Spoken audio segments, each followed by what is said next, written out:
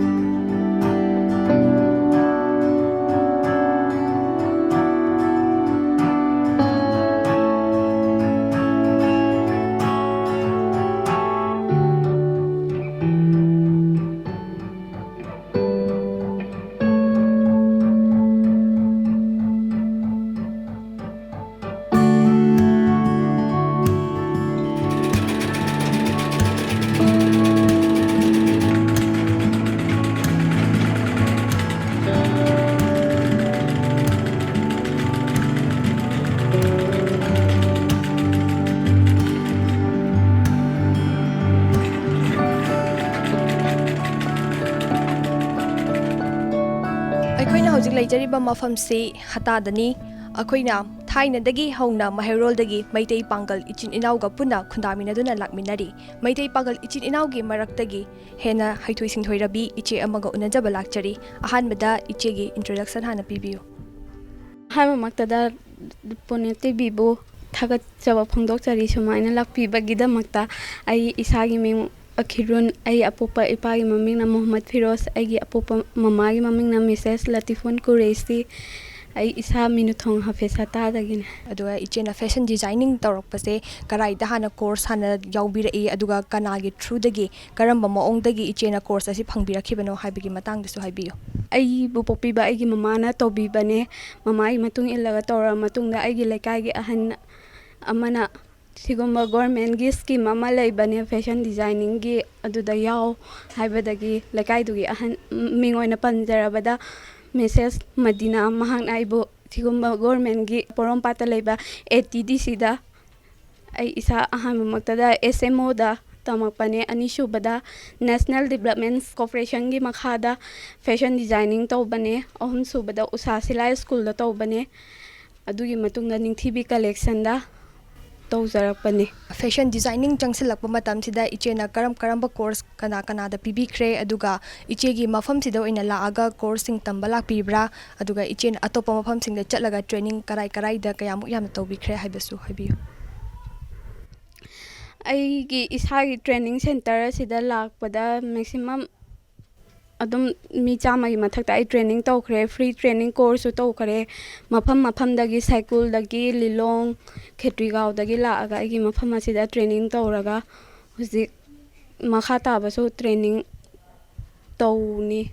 ꯑꯗꯨꯒ ꯍꯧꯖꯤꯛꯁꯨ ꯇ꯭ꯔꯦꯅꯤꯡ ꯃꯈꯥ ꯆꯠꯊꯖꯔꯤ ꯃꯐꯝꯁꯤꯗ꯫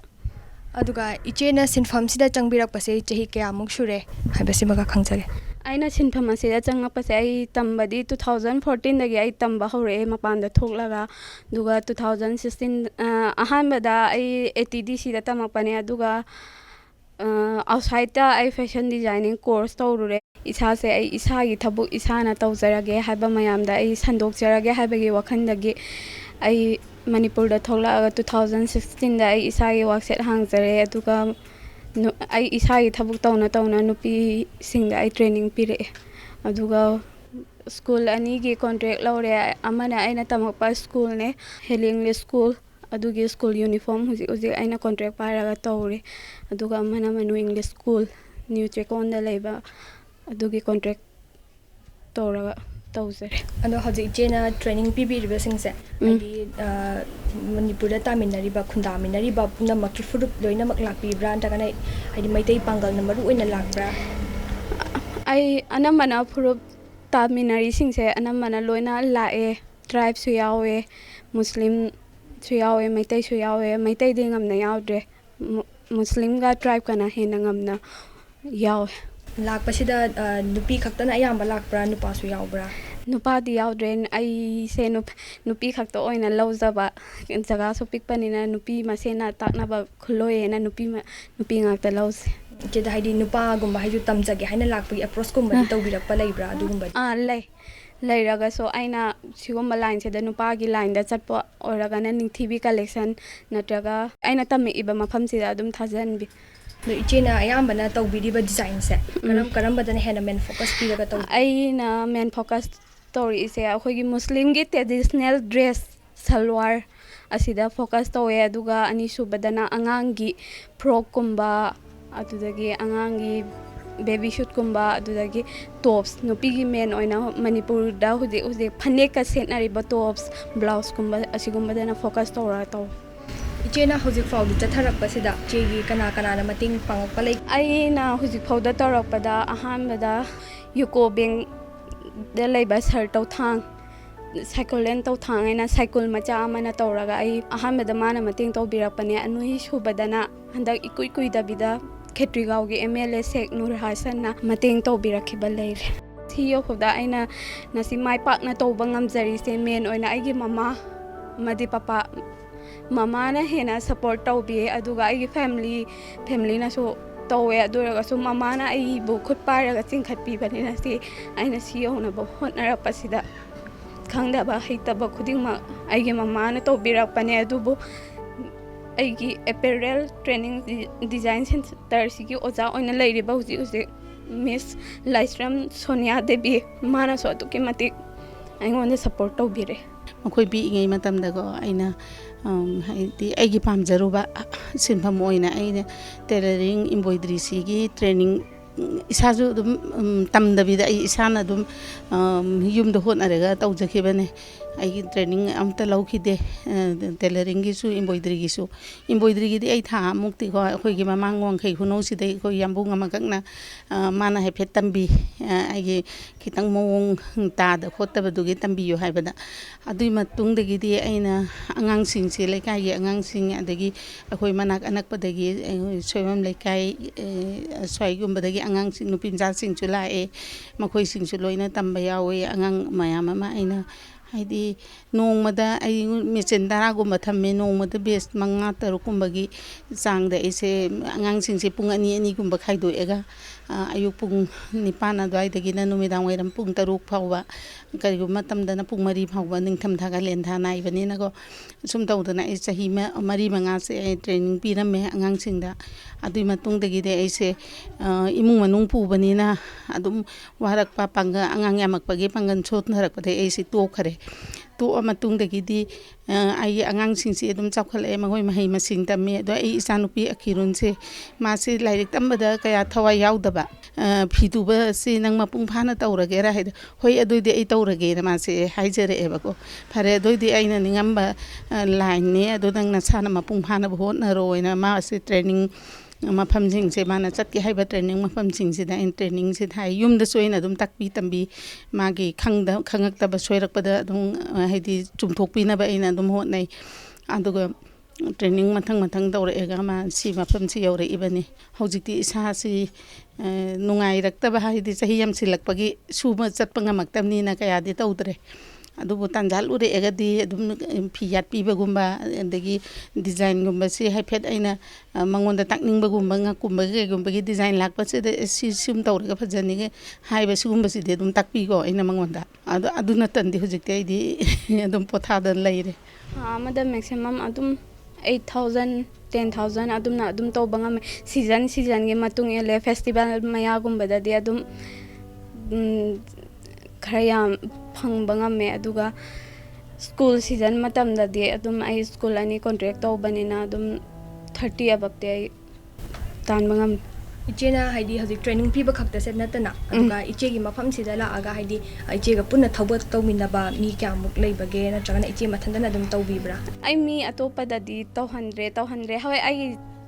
student makhaida ai gi thabuk tor chelak pa timing da ai kowe kaigino ai jaga yam pi financial problem oi banin ai gi family ai gi mama amadi akoi gi lairiba ai gi surrounding family se loina hai si gi hiram sida duna koi surrounding family ga dum tawmina atopa nupi makhaida so dum potha tharaga school gi season matam da dum taw hoi ichena di ngasai khoina mating pangak pasing su panbi khre ko adubu hena ichegi mafam sing hai samnara kanda work set hena chawthok haning bage hena kana dagi hena mating pangkhaning bage apamba lei habi khongtopi sena manipur sarkar dagi khitang mateng bangbiyo haijaninge kaigino habada aina yang wan hotna jabanina ai mayamgi mating tawningbadu so ai tawba ngamde khoi manipur lairiba phurup taminariba nupi makhaise tawningbadi kaya amane tawba ngamjada mayam laire asigumba se su khudong chaba pina bagi damakta manipur gi sarkar da ai mating khitang pangbiyo na haijani ichena sida satra mayam lauraga akoina takpi tambiriba se si takpi tambiriba sida akoina free structure gumba leiramgadaba male adu free structure gi matang se khra haibiyo aigi se ahamada admission usasila school da ai hane admission tawe adugi lupa chama lawe aduga khitang haibadi mi haise amana lairaba amana ina khunba tha hanthaba hengatpa mayam lakpanina khitang wabadana ai adum yenga lawe maximum ai 1000 de lawe aduga khitang awaba kangu da de adum khoina pining bado adum piri akakna bi laite aduga khitang nungai ba kangu na adum hena pibiramba ai na wazaru tugi mahi oina hena pibiramba su yaw aduga ichegi mafam se chille de hai adu swai de dum rent ta leiraga tamba khotpagi su dum yawbra adu ichegi mafam se de rent oina leibagi khudong chaba leibra ren oina leibagi de ma khoina private oina ren laujaraga leiraga ai gi sida adum tamje ara pahai se cycle gi student ahum aingonda tamke adugi matungda lilong dudagi rigaude adum khun thangnarabanina adum nakpanina hantong anjin la cycle lilong sidi rent ta lay ichena sida takpi tambiriba satra singna haidi magi lekai da satra mayam ta tambiriba tawrise sumaina moina su tawba yawkhrabra hoi amma yawre cycle machane ma se tribe ne mana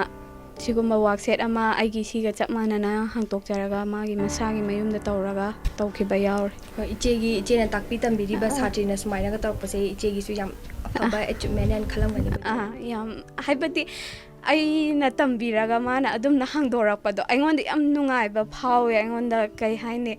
aina tambikhriba satra amana siguma dukan ama hange nagra hairakpada aingonda yam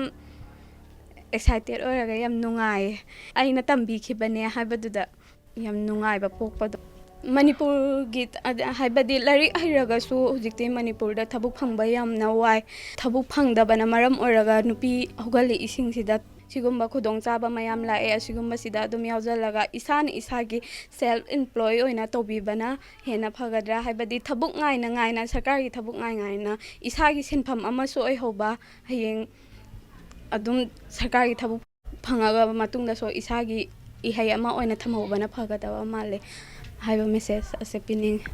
hoi ichegi tungi pusida su hena mai pakpo oibi hain haijari khogi site tage manipurda lairiba nupi singi thongna angakpani meitei pangalak tagi thoina ngalibi iche Akhirun ga unajarubagi paudam ama Pony TV News